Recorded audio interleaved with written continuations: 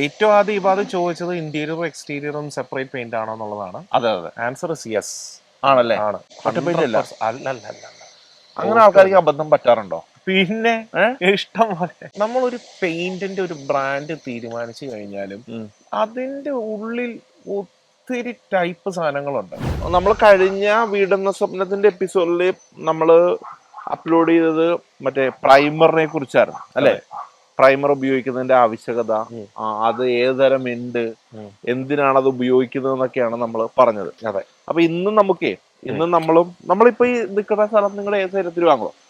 തിരുവാങ്കുളം സൈറ്റിലാണ്. അപ്പൊ ഇന്നും നമുക്ക് പെയിന്റ് ഉണ്ടല്ലോ. ഇപ്പൊ ഇന്റീരിയർ പെയിന്റ്, എക്സ്റ്റീരിയർ പെയിന്റ് എന്നുള്ള ക്ലാസിഫിക്കേഷൻ ഉണ്ടോ?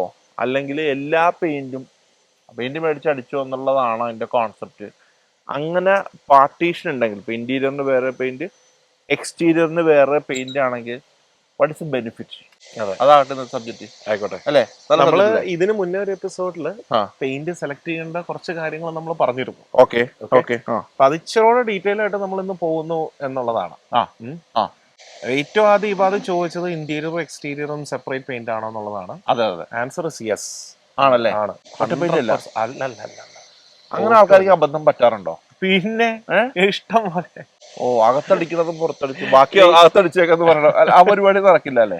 ഇന്ന് കുറെയൊക്കെ അത് കുറഞ്ഞു. കാരണം ഇന്നത്തെ ഒരു അപ്രോച്ച് എന്ന് പറഞ്ഞു കഴിഞ്ഞാൽ നമ്മളൊരു പെയിന്ററിനെ വെച്ച് കഴിഞ്ഞാൽ ഇന്ന് അറ്റ്ലീസ്റ്റ് ഈ മുൻനിരയിലുള്ള കമ്പനീസ് ഒക്കെ പെയിന്റേഴ്സിന് ഇതിനെ കുറിച്ച് ഒരു ട്രെയിനിങ് ഒക്കെ കൊടുക്കുന്നത് കൊണ്ട് പെയിന്റും ഇന്റീരിയറും ഒക്കെ ഇന്ന് മാറ്റിയൊക്കെ മേടിക്കുന്ന ഒരു ഇതിപ്പോ വരാറുണ്ട്.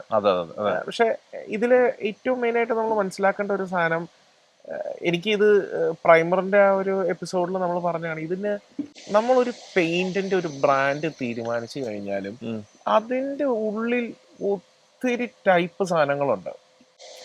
നിങ്ങളിപ്പോ മാരുതി സുസുക്കി എന്ന് പറഞ്ഞു കഴിഞ്ഞാൽ അതിന്റെ വില കുറഞ്ഞ ഒരു വാഗണാർ ഉണ്ട്, അല്ലെങ്കിൽ ഓൾട്ടോ ഉണ്ട്, വാഗണാർ ഉണ്ട്. അത് തൊട്ടങ്ങ് വില കൂടി ഇപ്പൊ നിങ്ങളുടെ വണ്ടി പോലത്തെ XL6 ഉണ്ട്. അപ്പൊ ഇത് നിങ്ങൾ സുസുക്കിയാണ് മേടിക്കുന്നത് എന്നുള്ളതല്ല, ഇതിൽ ഏത് വേരിയന്റ് ആണ് നിങ്ങൾ എടുക്കുന്നത് എന്നുള്ള അനുസരിച്ചിരിക്കും ഇതിന്റെ പ്രൈസ് വരുന്നത് അല്ലേ? അപ്പൊ അതുപോലെ തന്നെയാണ് പെയിന്റിന്റെ കേസിലും. ഓക്കെ, ഒരു പെയിന്റിംഗ് കോൺട്രാക്ടർ വന്ന് പെയിന്റിന് ഒരു സ്ക്വയർ ഫീറ്റിന് ഇത്ര രൂപ, 2 കോട്ട് പുട്ടി പ്രൈമർ എന്ന് പറഞ്ഞ അയാൾ പറയുമ്പോ അതില് നാച്ചുറലായി കഴിഞ്ഞ എപ്പിസോഡിൽ പറഞ്ഞ പോലെ തന്നെ ഒരു ക്ലയന്റ് ചോദിക്കേണ്ട ചോദ്യം ഏത് പ്രൈമർ, ഏത് ഇന്റേണൽ പെയിന്റ്, ഏത് എക്സ്റ്റേണൽ പെയിന്റ് എന്നുള്ളതാണ്. നിർബന്ധമായിട്ടും ചോദിച്ചിരിക്കണം ഏതാണ് ഇന്റേണൽ എക്സ്റ്റേണൽ. ഇതിലുണ്ടല്ലോ, അതായത് പെയിന്റിന്റെ വില കൂടുന്തോറും ഇതിന്റെ സ്പെക്ക് ഭയങ്കരമായിട്ട് കൂടിക്കൊണ്ടിരിക്കും. ഇപ്പൊ ചില മുൻനിര കമ്പനീസ് ഒക്കെ 10 കൊല്ലം ഗ്യാരണ്ടി കൊടുക്കുന്നുണ്ട് പെയിന്റുകൾക്ക്. അവരുടെ ഏറ്റവും വില കൂടിയ പെയിന്റ് എടുക്കുമ്പോൾ 10 കൊല്ലം ഗ്യാരണ്ടി, 7 കൊല്ലം ഗ്യാരണ്ടി, 5 കൊല്ലം ഗ്യാരണ്ടി, 3 കൊല്ലം ഗ്യാരണ്ടി, ഇങ്ങനെ അതനുസരിച്ചിരിക്കും. ഇത് കൂടാണ്ട് ക്രാക്ക് ബ്രിഡ്ജിങ് പ്രോപ്പർട്ടീസ് ഉള്ള പെയിന്റുകളുണ്ട്. അതായത് അവിടെ ചെറിയ ക്രാക്കുകളോ വല്ലതും വരുവാണെങ്കിൽ അവനെ ബ്രിഡ്ജ് ചെയ്ത് പോകാൻ പറ്റുന്ന പോലെ റെനോവേഷനിലൊക്കെ ഉപയോഗിക്കാൻ പറ്റുന്ന അടിപൊളി പെയിന്റുകൾ. ആൽഗെ റെസിസ്റ്റൻസ്, പായൽ പിടിക്കാണ്ട്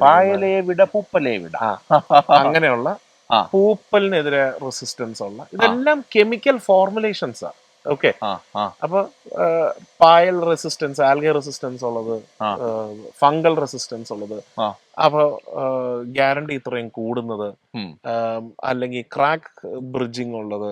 ഓക്കെ, പിന്നെന്താ എക്സ്റ്റേണലി UV റെസിസ്റ്റന്റ് ആയിട്ടുള്ളത്, infrared resistant, reflective paint, anti dampness paint, ഇങ്ങനെ എന്താ പറയാ പല മാനദണ്ഡങ്ങളുടെയും ഏറ്റക്കുറച്ചിലുകളിലൂടെയാണ് ഒരു ബ്രാൻഡ് പല വേരിയൻസും ഇറക്കുന്നത്.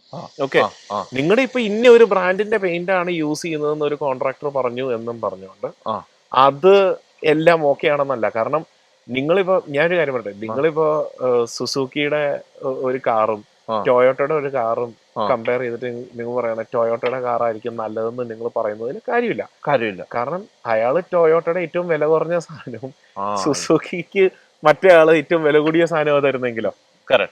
ഓക്കെ, ഇതിന്റെ വേരിയന്റ് എന്ന് പറയുന്നതിന് ഭയങ്കരമായ ഇമ്പോർട്ടൻസ് ഉണ്ട് എന്നുള്ളതാണ് ഇതിന്റെ മെയിൻ ആയിട്ടുള്ള ഒരു പോയിന്റ്. അപ്പൊ വില കൂടുമ്പോൾ വേരിയന്റ് മാറും. വേരിയന്റ് അതിനനുസരിച്ചുള്ള ബെനിഫിറ്റ് ഉണ്ടാവും അല്ലേ? ബെനിഫിറ്റ് ഉണ്ടാവും എന്നുള്ളതാണ് തിയറി. ഓക്കെ ഇതിന് ആപ്ലിക്കേഷനിൽ ഒത്തിരി ഡിപ്പെൻഡ് ചെയ്യുന്നുണ്ട്. അപ്പൊ ഇതിന്റെ ഒരു പോയിന്റ് എന്നാന്ന് പറഞ്ഞു കഴിഞ്ഞാൽ, നിങ്ങൾ ആദ്യം ചോദിച്ച ചോദ്യത്തിലേക്ക് തിരിച്ചു വരാം. ഇന്റീരിയറിൽ വരുമ്പോ പ്രോഡക്റ്റേ ഡിഫറെന്റാ. പെയിന്റ് കംപ്ലീറ്റ്ലി ഡിഫറെന്റ് ആണ്.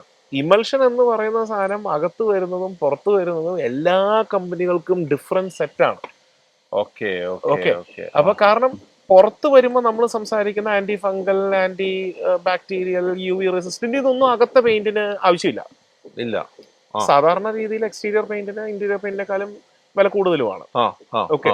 പക്ഷെ ഇന്റീരിയറിന് ഡെക്കറേറ്റീവ് പെയിന്റിൽ ഭയങ്കരമായിട്ട് വില കൂടുന്ന പെയിന്റുകളുണ്ട്. ചില ബ്രാൻഡുകൾക്കൊക്കെ ഭയങ്കര ഇത്. അപ്പൊ അതിന് നമ്മൾ അപ്പൊ സംസാരിക്കുന്ന ഒരു പാരാമീറ്റർ എന്ന് പറയുന്നത് സ്ക്രബ് റെസിസ്റ്റൻസ് എന്നുള്ളതാണ്. എന്ന് വെച്ചാൽ സ്ക്രബ് റെസിസ്റ്റൻസ് എന്ന് പറഞ്ഞാൽ ഇപ്പൊ നമ്മുടെ വീട്ടിൽ പിള്ളേരുണ്ട്. ഈ പിള്ളേര് വന്നിട്ട് പെൻസിൽ വെച്ച് വരച്ചു. ഇത് എത്ര തവണ നമുക്ക് സ്ക്രബ് ചെയ്ത് കഴുകി കളയാൻ പറ്റും? ഓക്കെ. ചിലപ്പോ 3000 അല്ലെങ്കിൽ 5000 സ്ക്രബ് റെസിസ്റ്റൻസ് പറഞ്ഞാൽ 5000 തവണ നമുക്ക് കഴുകിയാലും ഇതിനൊരു പ്രശ്നവും വരില്ല എന്നുള്ളതാണ്. ചില കറ പിടിച്ചാലും ചിലപ്പോൾ പെട്ടെന്ന്. അപ്പൊ ഇത് മാർക്കറ്റിംഗിൽ എന്ത് പറയുന്നു എന്നുള്ളതല്ല, ഇതെല്ലാം നമ്മുടെ ആ ഒരു ഡേറ്റ ഷീറ്റിൽ ഒരു കസ്റ്റമറിന് വായിച്ച് മനസ്സിലാക്കാവുന്ന സാധനങ്ങളാണ്. ഇതൊന്നും ഞാൻ ഫാക്ടറി വിസിറ്റ് ചെയ്ത് പഠിച്ചൊന്നും അല്ല. ഇതെല്ലാം നമ്മളൊരു പെയിന്റിന്റെ ഒരു ഇത് എടുക്കുമ്പോൾ അവിടെ ഇതെല്ലാം നമുക്ക് കൃത്യമായി കിട്ടും. ഓക്കെ. അപ്പൊ അതൊരു കസ്റ്റമർ എന്ന നിലയിൽ നിങ്ങൾ അവെയർ ആയിരിക്കുക എന്നുള്ളതാണ്. നിങ്ങൾക്ക് ഏത് പെയിന്റാ വരുന്നത്, അതിന് എത്ര സ്ക്രബ് റെസിസ്റ്റൻസ് ഉണ്ട്. ഇപ്പൊ പിള്ളേരുള്ള വീട്ടിലാണെങ്കിൽ നമുക്ക് നാച്ചുറലി ഇപ്പൊ നിങ്ങൾക്ക് വരച്ചോണ്ടിരിക്കും. അപ്പൊ നാച്ചുറലി നിങ്ങൾ എടുക്കേണ്ടത് സ്ക്രബ് റെസിസ്റ്റൻസ് കുറച്ച് കൂടിയ പെയിന്റ് ആണ്. സോ ദാറ്റ് അവിടെ പെൻസിൽ വരച്ചു കഴിഞ്ഞാൽ ഇന്റീരിയറിൽ നിങ്ങൾക്കൊന്ന് സ്ക്രബ് ചെയ്ത് കളഞ്ഞാൽ അത് പുതിയതുപോലെ ഇരിക്കും. ഓക്കെ. ഒരു കസ്റ്റമർ എന്ന നിലയിൽ ഇതിനെല്ലാം ചോയ്സുകൾ നിങ്ങൾക്ക് ഉണ്ടെന്നുള്ളതാണ് ഞാൻ പോയിന്റ്. ഇത് നമുക്ക് ഈ ഒരു വീഡിയോയിൽ കൊടുക്കാൻ പറ്റുന്ന ടേക്ക് അവേ എന്ന് പറഞ്ഞാൽ ഇന്റീരിയർ പെയിന്റ് വേറേതാണ്, എക്സ്റ്റീരിയർ പെയിന്റ് വേറേതാണ് അല്ലെ? പിന്നെ വില കൂടുന്ന അനുസരിച്ചോളം പെയിന്റിന് വേരിയേഷൻസ് വരുന്നുണ്ട്. ഓരോ ബ്രാൻഡിനും ഓരോ റേഞ്ചിലും ഐറ്റംസ് ഉണ്ട്, വരുന്നുണ്ട്. അപ്പൊ എന്തായാലും നമ്മുടെ ആളുകൾക്ക് പെയിന്റിന്റെ വീഡിയോകൾ വളരെ ഉപകാരപ്രദമായിട്ടുണ്ട്. നമ്മൾ പുട്ടിയെ കുറിച്ച് പറഞ്ഞു, പ്രൈമറിനെ കുറിച്ച് പറഞ്ഞു, ഇമൽഷനെ കുറിച്ച് പറഞ്ഞു. ഇനിയും ഒരുപാട് എപ്പിസോഡുകൾ വരുന്നുണ്ട് അല്ലെ? തീർന്നിട്ടില്ല. ഈ അറിവുകൾ ഇങ്ങനെ കിടക്കാണല്ലോ. അപ്പൊ ഏതെങ്കിലും ഒരു സമയത്ത് ഒരാൾ വീട് വെക്കുന്ന സമയം ആകുമ്പോഴും ഇത് ഉപകാരപ്രദമാകട്ടെ അല്ലെ? സന്തോഷം. വീണ്ടും കാണാം. Thank you so much. Thank you.